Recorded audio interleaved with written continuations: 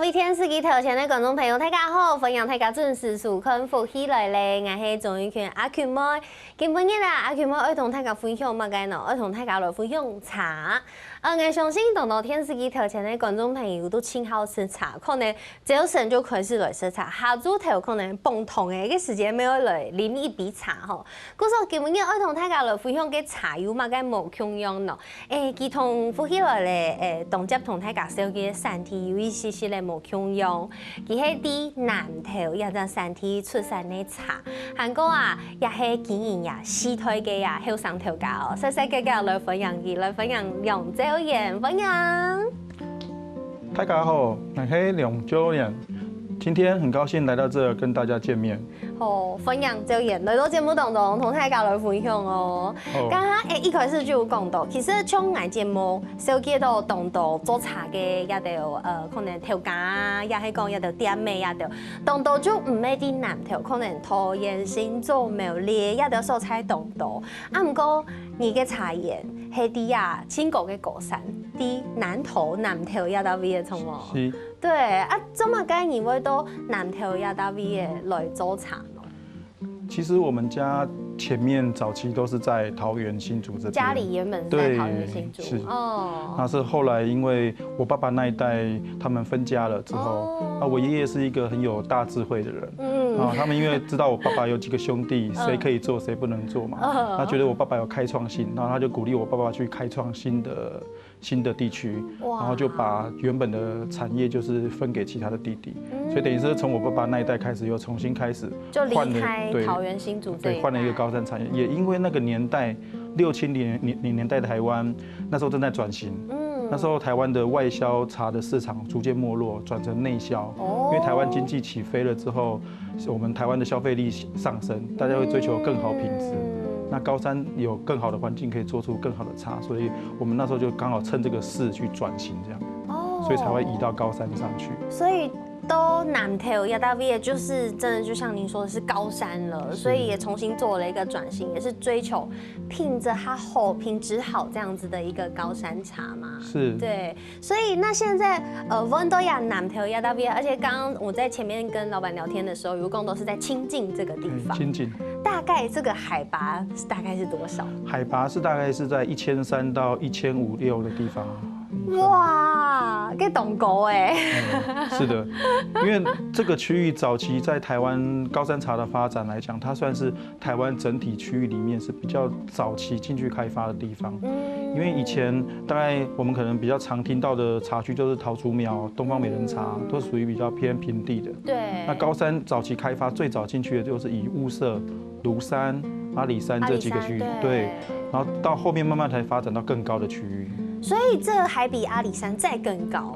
海拔是差不多的。哦。對，那雖然它以現在的烏龍茶的產區來講，它不是最高，因為最高上面還有像梨山，還有福壽山、大禹嶺。那我們的海拔大概1500上下。那剛剛講那幾個茶區都有超過2000公尺。哦，原來會暗呢。但是像這樣子，南投清境要到手才來種茶，它的環境有哪一些對茶很好的這個條件？哦，首先它這個環境是因為它的水源充足。哦，它那山這山裡面的水源，它有豐富的地下水源，然後配合天氣，因為海拔夠高，它那個地形的部分，它每天都會有那個雲霧的鳥繞。是因為溫差嗎？對，日月的溫差大，然後再加上有終年都有霧去洗禮這個茶園，所以造就它在氣溫跟氣候上能夠幫這個茶做很大的加分。哇，原來係按呢，故說按用嘅環境咩同適合來種按用高山茶。那而且今天頭家有帶家動到茶來到節目當中，一開始就來同大家來分享嘅按到高山紅玉。頭擺談到嘅紅玉大部分好像就是比較平地的，沒有這麼1500這麼高海拔的，這算是很少茶這樣子做。因為早期在红玉刚发表推广的时候，是锁定是种植在我们的鱼池啊，就是比较偏中低海拔的地方，也适合红茶的生长。是。那时候刚好921地震过后，政府为了要那个振兴台湾的经济，然后也辅导我们南投的茶农转型，大量的种植这个红玉，变成台湾的一个新口味。我记得那个时候红玉刚开始的时候，我们节目应该有介绍，应该大家都有喝到。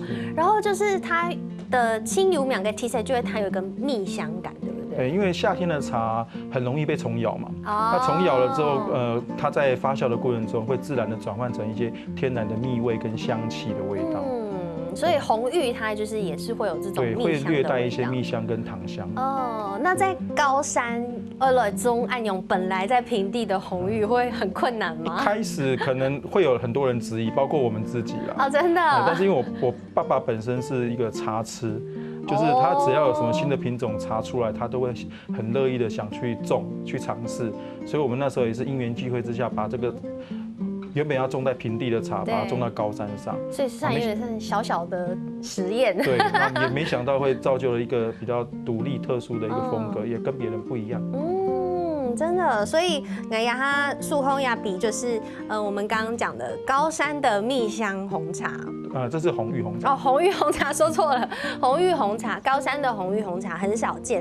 然后我们就是这一杯嘛，对不对？那头前雅比看起来就是比较偏琥珀色的。对，琥珀红色的。然后虽然以头前因为泡的时间就已经泡好了，所以它现在是比较凉的感觉。那它这支茶的特色是，它热冲刚冲好的时候，它的香气会比较强烈。那当随着它的茶水的温度慢慢下降之后，它茶汤里滋味的甜度会慢慢的上升。所以如果您喝这一杯茶，热喝跟冷喝的情况之下，你会发现越温凉喝它的水越甜。真的，这个一款4季泡一时，它的泡茶的温度大概是多少？我们通常会稍微降温一点泡。红茶不管是大叶还是小叶种的，我们都建议90度的水温就泡。90度就是不要全滚，然后等它稍微放凉一下。对，这样放凉一点再泡的话，它的温润性啊、跟表现、跟香气的呈现都会比较好。很好喝诶，其实它有一种焦糖，焦糖给感觉。这是它的品种的特色。喝起来真的没有那种头白，你吃到喝，不管是台式红茶那种茶，都会比较有一点点苦苦的味道。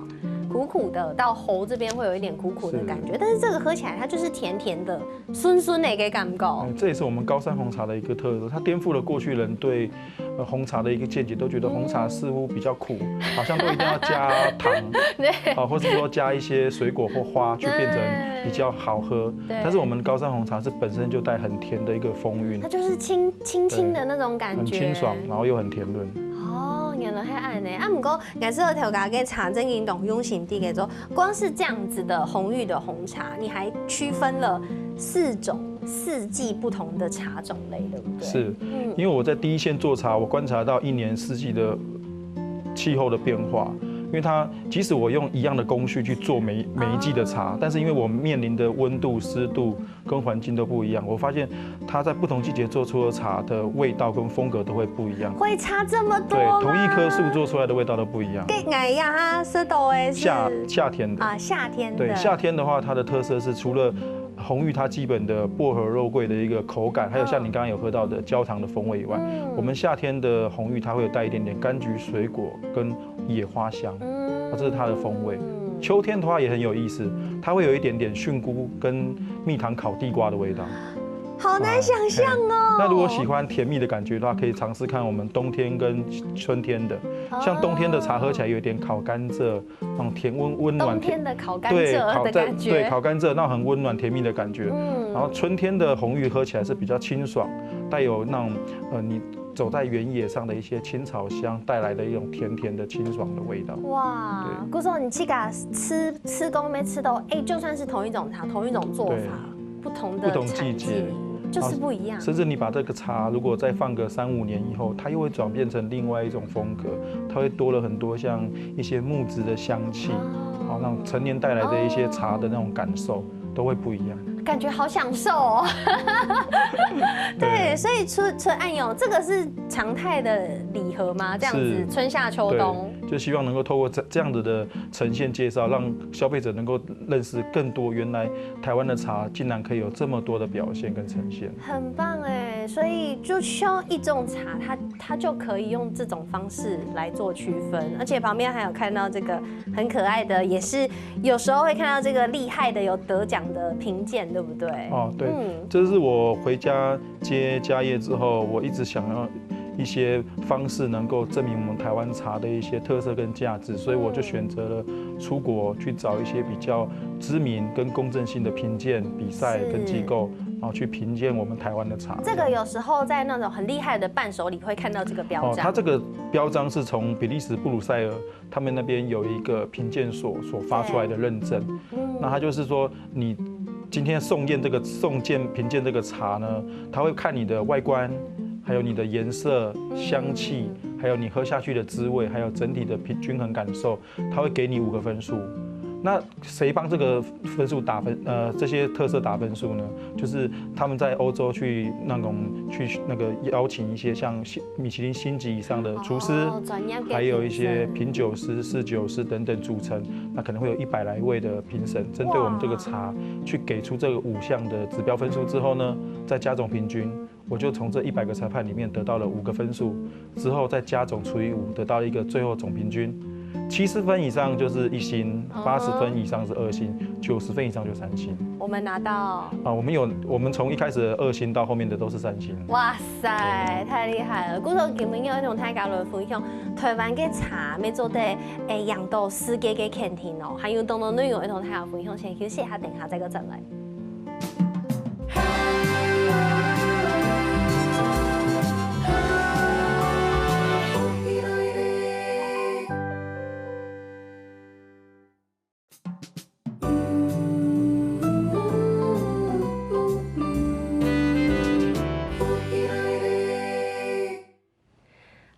大家又真到福起來咧，我係總權阿權妹。今日節目當中同大家來紹介呀南投亞大味嘅茶，然後是新鐵北係佢深山的海拔洞溝，是高海拔，大概平均有1500的海拔高度，對不對？暗溝的高山茶，啊，剛好有10度的暗溝的產地出產的這個紅玉暗用嘅茶，說起來真係喺東河是東順，還有一些甜甜的感覺。韓國他沒有講到呀茶，沒有得到國際的肯定，有去比利時比賽，然後一個非常厲害，有得到好幾年都有得到很不錯的成績，連續5年都3星。哇塞，真係冇簡單。啊，不過去比賽不僅僅是只有我們剛喝到的第一種紅玉，三二兒童他搞了紹介第一種茶，它很多龍涎蜜香，這個名字取得很浮誇。是，它是有一個小故事啊，就是因為我們在高海拔上最多的茶就是烏龍茶的清新烏龍品種的茶。對。那我用這支的茶樹的葉子去做紅茶。對，一般都是做清香型的烏龍茶比較多。就是它通常不會做這麼重發酵的紅茶。對，大部分都是做輕發酵的烏龍茶比較多。那因為採用的是烏龍茶的葉子嘛，對。然後因為它是夏天的時候被蟲咬過，那我們就開玩笑講說是蟲吃過的茶留下了口水，所以我用那個涎那個字，所以烏龍茶，然後蟲的口水，對，蜜香就是因為有這樣子的材料，然後透過發酵之後產生的天然的蜜味。原來是這樣，所以其實因為一開始講到有這個蟲咬，我就會直覺想到這個客家青牛苗的蓬蓬茶。蓬蓬茶，對，東方美人茶。對。但所以它這個烏龍茶的茶葉被蟲咬，還是一樣會有這樣子的味道。它就是一個過程，就是有蟲咬這樣的條件之後，我們再用適當的功法去把它呈現出來，強化它這個的味道。所以您剛還沒有喝這個茶，你光看它的那個茶葉乾的時候，你就會發現它裡面都是嫩芽，然後被蟲咬過的痕跡，然後葉子都非常的嫩，這樣子。哦，對，你看起來它的葉子是很小片的，對，是嫩葉，它都是1星1葉的茶去做的。哇塞，好，要哈來吃吃看吶，這是剛剛才泡的，這就是現在手拿起來還是溫溫的。那這個泡的溫度呢？那我們也是建議稍微降溫泡，就大約是90度的水溫。對，你就泡紅茶到泡東方美人的泡法也可以，80到90度都可以。它喝起来就真的完全脱离乌龙了，它就是红茶的味道。是乌龙的叶子，但它做出来它的滑顺感跟我们传统喝的那种老人茶不太一样。但是它到后面，它刚入口的时候没有乌龙的味道，但是吞下去，吞落去以后，第三码舌根的地方，觉得有一点点乌龙的影子。当然啦，因为它原料就是乌龙。真的哦，好神奇哦。这就是制茶的工艺技术，透过它的发酵程度去做一些调节。那我们过程中可能会透过一些手法去把它变换出，它有这些花香跟蜜香的味道。对，那它里面的水果的滋味跟花香，在刚刚有提到的 ITQI 的那些评审，他们给的结语上，他写了10几种味道。像有一些像柑橘啦，然后一些花啦，然后核桃啦。还有一些水果的滋味在里面错综复杂。太厉害了，这些人的舌头还蛮该走哎。我也觉得很意外，太厉害了。对，早点生出懂得这种迷西，所以这一款茶也是有去比这个比赛。对，也有，它就是我们第一支茶拿到米其林3星的就是这一支。难怪这太假色都说，嘿，奇怪，要黑马个茶又某色高，然后又暗红暗后色。对，这支茶就在2021年那一年拿到刚刚提到的综合评判5个指数里面加总之后，平均96.7分，对，很高很高的分数。哇塞，众赏鼓励。他们单枪案内哦，不仅仅去比利时比赛，没有去其他国家比赛。有，因为我后来有认识到一些国际的一些协会，他们有推荐我去法国参加一场也叫 ABPA 的世界茶叶大赛，然后在那边也拿到了不错成绩。这支茶在2024年拿到他们的金牌，也是很好的成绩。对他们。这个法国的比赛是不是相对来讲比较严格？是的，因为他们在法国，他们也很流行全世界各地的红茶，所以他们评判的标准会以茶的专业跟它的产地的一些种植的一些手法，他们有实地去研究之后，他们有一套属于自己的评鉴机制，针对茶的风味跟茶的管理去做评分。所以它评判的层面，单枪咪西听听，更综合了。对，更综合。然后它也会加入一些消费者的概念，就起码你这茶是要好喝的。对。原来是这样，所以呀，真嘅喺得到懂得好神奇的茶米哦。不过讲到按豆编发给茶，按豆做法，你看这个谈起来，我光听我都已经快要搞混了。其实做茶的技术真的太细节、太多、太难了。那你去讲没讲一开始就是一出社会就说我要做茶，你本来也不是这样，你没有做过其他的工作。那你这样你去讲学做茶嘅的技术係哪一片来嘅？啲哪一片好来嘅？係爸爸教嘅，係爸爸教嘅。從小開始，早期的像包種、紅茶、綠茶、碰風茶、東方美人嘛，然後還有後來的烏龍茶。他就是他會的技術，他都會教給我這樣。不過當時應該還沒有決定要接手吧？對，那時候其實，在小孩的時候，他教純粹是一種有一點像是文化傳承嘛，是我們家的男人從10歲開始就要學做。10歲，你認真嗎？真的10歲就要上炒鍋了。哇塞，好厲害哦！10歲就會學做茶，就要開始學。當然不是說很厲害，但是就會接觸到這樣子一個文化，就是一個環境。對，所以是爸爸教你嘅。但是後續就是老闆也有在繼續研究，懂得用給茶。聽說有一種叫做白茶。是白茶，紅茶很常聽，但是白茶有點不太了解。白茶還蠻。白茶其實台灣很早就有了，只是說沒有過去的幾年沒有被台灣人大力的那個推廣。對。後來是在中國大陸那邊福建區域開始就流行白茶，那慢慢又流行回來台灣。那我過去也因為在別的地方有喝到很好喝的白茶，那我自己本身又很喜歡。把茶樹上的葉子做成不一樣的味道。對，那老人家他其實也不反對我這樣做。那其實也要感謝我父親啊，他在多年以前，他就是一直不斷的更新我們工廠的設備，所以可以讓我有在一些設備的輔助之下，我可以做很多的嘗試。所以我就是去研究前輩們的做法，然後再找一些文獻，然後再配合我們台灣自己的風土民情，還有一些天氣的變化。我就做出屬於我們豐明堂自己的白茶，這樣。自己的白茶黑马该米西的同大家说给一下。白茶它因为它的功法很简单，就是从树上摘下来的叶子之后，它可能会经过2到3天的萎凋。那所谓的萎凋，你可以把它想象成就是说，让它水分自然的慢慢离开它的叶子。那这离开的过程中，不能像离家出走一样，砰一下就走掉，它必须要慢慢的走。它这样慢慢的走，离开这个叶子之后，它会慢慢的造就它的风味会变得很温顺。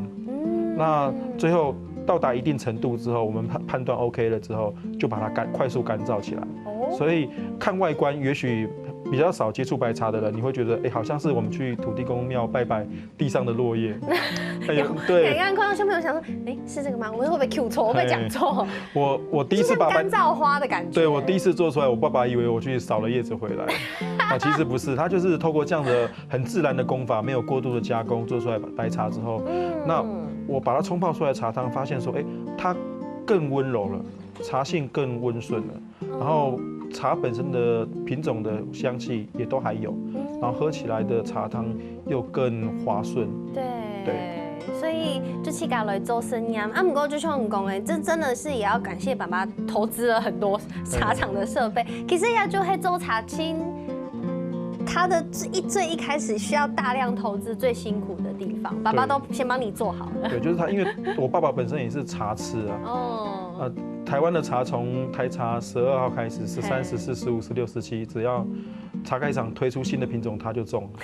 他自己也很喜欢去研究新的东西，那他看到我也喜欢，他就会很支持我做这件事情。真嘅，而且像头先讲按多种茶，有像是茶米按用茶叶摘下来过后，其实会要同步做好几种茶，对不对？会啊，因为茶的完成品的部分其实是按照它的发酵工序会变成不一样的茶。像摘下来之后，如果我完全不发酵，它就是像日本的抹茶绿茶嘛。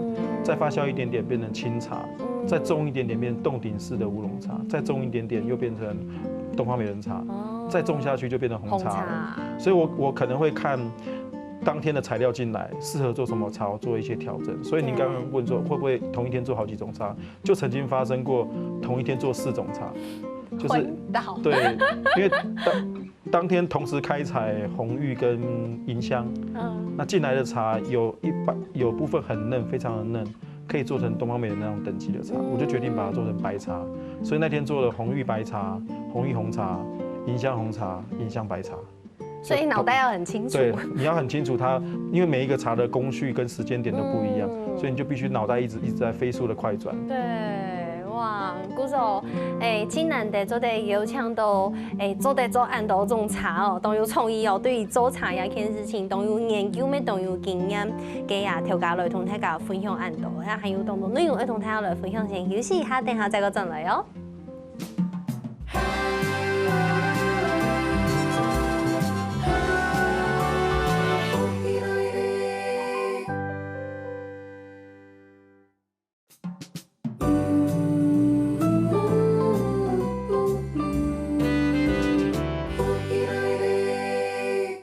好，欢迎大家又转到福喜来咧，我係做一圈阿權妹。今日嘅節目都向我來講呀茶高山南投高山種嘅茶，呀茶青天片加下顏色到米西真嘅非常非常嘅好。唔過當然就會想到講也係天時簽簽嘅會變熱嘅呀，可能就夢想會是小小嘅茶。其實茶除了是小的以外，其實也可以冷泡啊，或者是你就是泡茶之後放冰塊，也咩當然呢個是唔過今日呢條價我來講冇 Q 用嘅哦，呀茶做的打呀這個氣泡水變成氣泡茶。有幾種方式，就是現在市售很多那個沒有加調味的氣泡水嘛。你就可以把它當礦泉水一樣，就是打開之後一罐那種中小瓶的，你就放個2公克的茶進去。你說一樣用冷泡的概念？用冷泡的去泡那個氣泡水。對，那就是給它大概20-30分鐘的時間，它味道出来之后就可以饮用。那如果喜欢冰凉的感觉，放到冰箱再冰镇一下会更好，这是一种方式。还有一种方式，就是因为现在很多家庭里面都会有气泡机嘛，对，所以你也可以用冷泡的方式把茶泡出来了之后呢，再用气泡机辅助把气打进去，也可以。这样喝起来是什么感觉？就是它会让你的茶气变得比较强烈。那有些花式的喝法的话，就是你可以搭配一些像果醋啊，因为像因为我们是青农嘛。那有很多那个青农朋友，他们有做一些像果醋或是做蜂蜜啊，对，我们就会变化，比如说你加一点蜂蜜，或是加一些果醋，然后再搭配气泡的方式去饮，在夏天来讲是很解暑的一个方式。哇，我和芒色暗涌吃狗，就是把茶跟气泡水加在一起。古时候，一天不会多诶，根本也专家就来搞太家，做得了暗涌吃坤呐。我觉得不用茶米，不用到那个气泡水保特瓶里面，好像蛮方便的这个做法。对，只要有 7 的地方都办得到。对，你说一根差不多20-30公克。一罐矿泉水小水大概是500-600 cc 的量嘛，对，那你大概需要2公克的2公克，对，1到2公克，1到2公克，对，所以就一点点就好了耶。对，一点点就可以了。哦，好，我明天就来试试看。刚刚迄种同咱我迄种同特别的按用嘅说法咯。啊，不过讲到亚头噶，刚刚有讲到是青农，故说青口上就转到乌卡来做亚家产业。啊，不过每一开始就开始做，你中间没有去做其他嘅工作。有是做啊，再给转到木卡嘎用来接手家里的这个茶园，好吗？对。为什么？是什么原因让你觉得想要回来接手？因为在大学刚毕业的时候，那时候大概西元2000年嘛，那时候就看了爸爸妈妈从小看他们那么辛苦，然后也觉得这个行业要持续下去，其实真的是比较困难。那年轻人的时候，我会有比较多的想法，是希望能够做一些不一样的事情。所以那时候就离开家去台北工作。对，而且就像你去给同辈分的人给兄弟也有继续做茶，因为是阿公就开始了，阿太就开始了。对，所以他们还有任何一个兄弟姐妹有在做都没有，只有你一个了，只剩你一个。对，所以那个时候怎么出去那不会大兵啊，做啊，用会上到工又会转来。我觉得是一个人生的体验啦，就是说年轻的时候有年轻的执着，那时候其实年轻的时候很喜欢都市里的霓虹灯，然后会喜欢在办公室或者是说冷气房里面工作。对。可是这样工作了10几年之后，发现就是说绕了一圈啊，你这一辈子做的事情都是为别人打拼，但是你自己的人生价值定义都没有一个痕迹，会觉得很可惜，然后越做会越孤单，特别是在台北里面生活。那久了之后就会慢慢的会想，就是说，到底要不要做一些转变？那后来也是，我觉得也是缘分啦，就是因为我在做了10几年之后，为了坚守可能自己内心的一些正义感跟一些价值观，所以那时候得罪了很多老板的一些亲戚伙伴嘛，所以我那时候就被恶意开除了。然后也刚好因为这个恶意开除，当下很难过，但是我事后反想起来，其实要感谢他们，因为如果没有他们的恶意开除，我不会那么快的回到家里去接触到这原始的家里的一面。那我当初因为这样的环境，然后回到家之后，那时候是一无所有嘛。那回到家里之后，走到自己家里面荒废的茶园，我会觉得这些茶树跟自己很像，就是很落魄嘛。那就是闻着那个环境，这些那种荒草啦，那种延伸下去的一些自然的草香味，再加上我手里可能有抓起一些茶叶去揉去抓，也算一种宣泄情绪的方法。然后会发现说，怎么揉着揉着香味就出来了。然后我就是这样子糊里糊涂的到第2天，我爸以为我说，你是要做茶吗？为什么摘了那么多叶子回来？因为他经过了1天之后，那茶就发酵了。对。然后我发现说，因为这茶还蛮香的。然后我爸一直到那个时候还一直以为我是要做茶，其实我只是为了发泄情绪去乱摘了一些叶子。结果后来因为这样的一个缘故，那我爸说，既然茶都弄成这样了，去把它弄干来喝看看吧。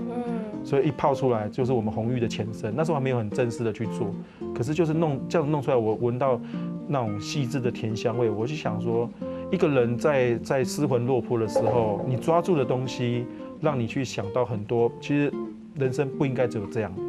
所以我就想要去透过这个一个反思的一个模式，能够感动我自己，那我也希望未来它能够感动更多人，所以才想做这个品牌。我觉得这故事超动人的，而且你刚刚讲的每一个细节，我相信你一听第一个用词有非常非常深刻的体验，而且你把那个触感跟情景跟味道，你都记到现在。对，因为人生就是不断的选择嘛。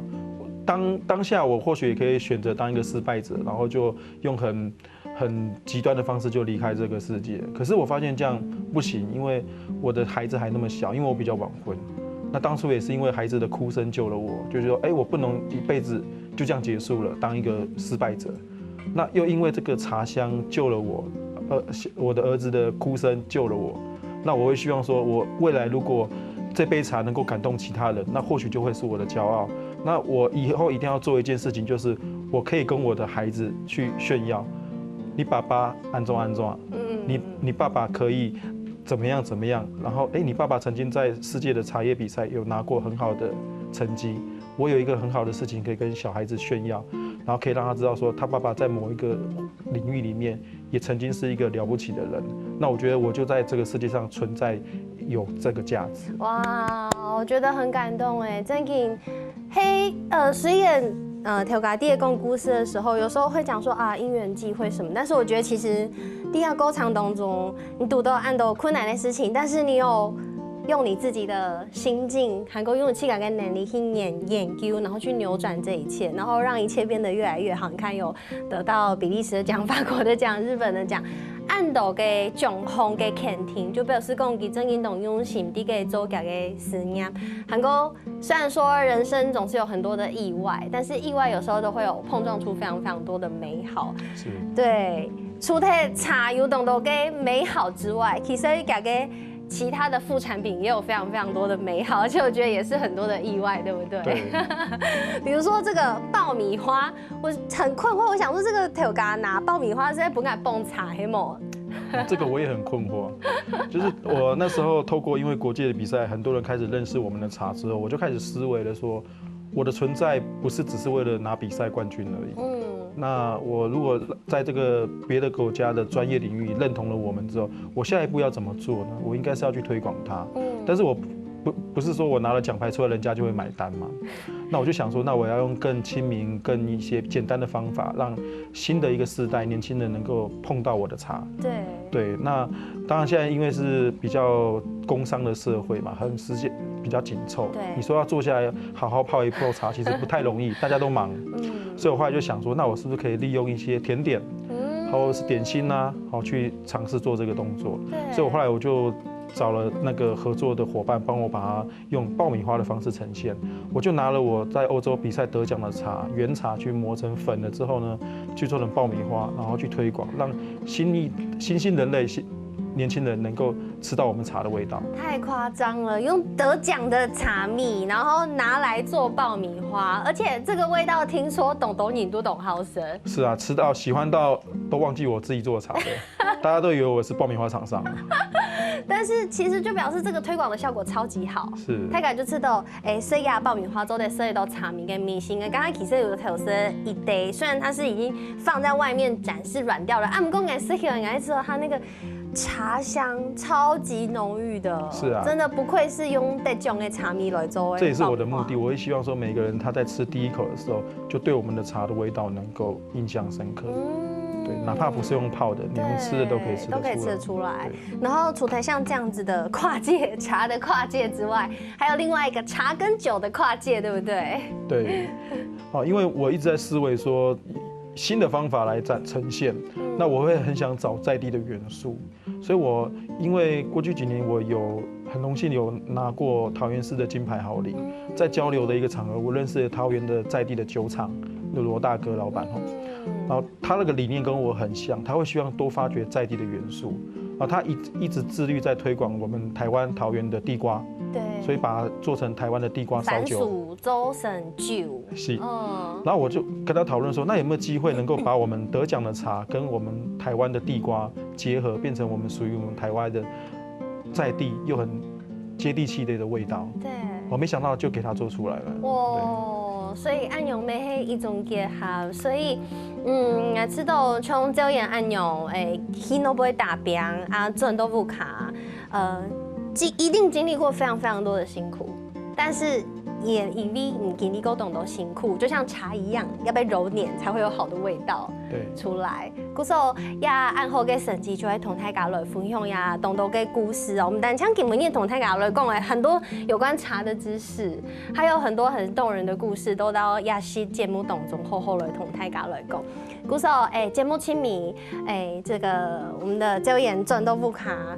回到家里经营，然后最后你经营自己的品牌，也跟爸爸的品牌有一点点区分了，对不对？是，因为早期我们定位是茶农，我们主要做的是批发跟代工。对。